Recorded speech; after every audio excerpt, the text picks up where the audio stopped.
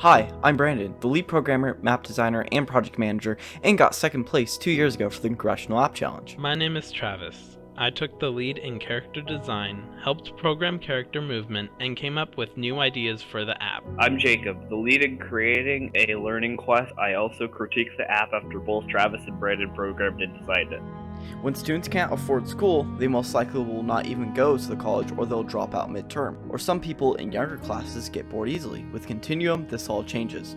Continuum is for all ages. We strive to make sure that Continuum would meet everyone's needs. If you are finding yourself bored, then you will be encouraged by all the features that Continuum rewards you with.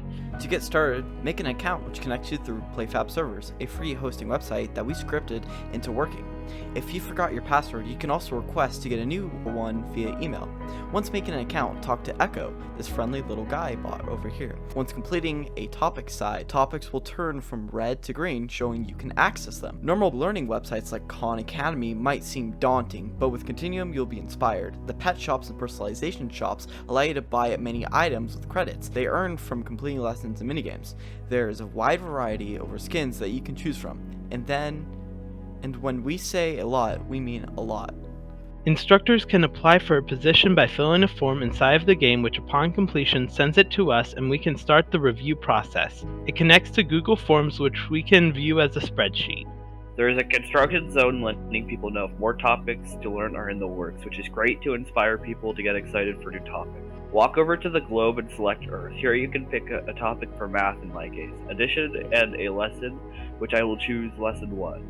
Then go over to the podium and start learning. We wanted file storage to be as low as possible, so Brandon created a script that allows you to connect to YouTube and grab the videos that is unlisted so the video is not saved locally. When getting above 95% in any learning lesson video, you get met with a quiz to refresh your skills on the lesson. This app is great for stability. We made sure that no matter what platform you're using, you will still have a great experience. Assets have a set of LODs for rendered distance, so if we want to port to mobile phones in the future, we can do it with ease. The game engine used for this game is Unity. The language used and manuscripts are C# and JSON. There are over 10,000 lines of code put into this game. We spent hundreds of hours making this educational platform to fit everyone's needs.